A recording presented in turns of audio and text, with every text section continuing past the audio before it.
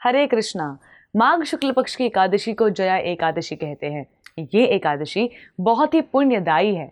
इस एकादशी का व्रत करने से व्यक्ति नीच योनि से, जैसे भूत प्रेत पिशाच की योनि से मुक्त हो जाता है। श्री कृष्ण ने इस संदर्भ में एक कथा युधिष्ठिर महाराज को सुनाई। स्वर्गलोक के नंदनवन में उत्सव चल रहा था। इस उत्सव में सभी देवता, सिद्ध संत और दिव्य पुरुष वर्तमान थे। उस समय गंधर्व गायन कर रहे थे और गंधर्व कन्याएं नृत्य प्रस्तुत कर रही थी। सभा में माल्यवान नामक एक गंधर्व और पुष्पवती नामक गंधर्व कन्या का नृत्य चल रहा था। इसी बीच पुष्पवती की नजर जैसे ही माल्यवान पर पड़ी, वो उस पर मोहित हो गई। पुष्पवती सभा की मर्यादा को भूलकर ऐसा नृत्य करने लगी कि माल्यवान उसकी ओर आकर्षित हो।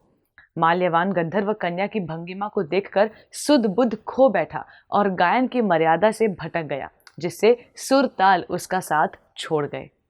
इंद्र को पुष्पवती और माल्यवान के अमर्यादित कृत्य पर क्रोध हो आया और उन्होंने दोनों को श्राप दे दिया कि आप स्वर्ग से वंचित हो जाएं और पृथ्वी पर निवास करें। मृत्यु लोक में अति नीच पिशाच योनि आप दोनों को प्राप्त हो। इस श्राप से तत्काल दोनों पिशाच बन गए और हिमालय पर्वत पर एक वृक्ष पर दोनों का निवास बन गया। यहाँ पिशाच योनि में इन्हें अत्यंत कष्ट भोगना पड़ रहा था। एक बार माघ शुक्ल पक्ष की एकादशी के दिन दोनों अत्यंत दुखी थे। उस दिन वे केवल फलाहार रहे। रात्रि के समय दोनों को बहुत ठंड लग रही थी, अतः दोनों रात भर साथ बैठकर जागते रहे।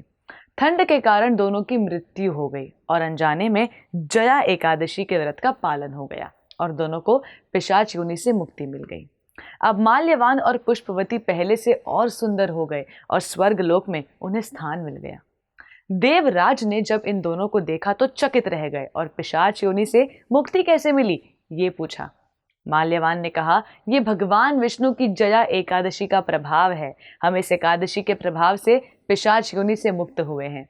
इंद्र इससे अति प्रसन्न हुए और कहा कि आप जगदीश्वर के भक्त हैं, इसलिए आप अब से मेरे लिए आदरणीय हैं। आप स्वर्ग में आनंद पूर्वक विहार करें। कथा सुनाकर श्री कृष्ण ने यह बताया कि जया एकादशी के दिन जगतपति जगदीश्वर भगवान विष्णु ही सर्वथा पूजनीय हैं। जो श्रद्धालु भक्त इस एकादशी का व्रत रखते हैं, उन्हें दशमी तिथि से एक समय आहार करना चाहिए। इस बात का ध्यान रखें कि आहार सात्विक हो। एकादशी के दिन श्री विष्णु का ध्यान करके संकल्प करें और फिर धूप दीप चंदन फल तिल एवं पंचामृत से विष्णु जी की पूजा करें। धन्यवाद। हरे कृष्णा। ऐसे ही और भक्तिमय कार्यक्रमों के लिए देखिए हरे कृष्णा टेलीविजन और इसे प्राप्त करने के लिए आप अपने केबल अथवा DTH ऑपरेटर से संपर्क करें तथा और अधिक जानकारी के लिए आज ही डायल करें 7666 839 839।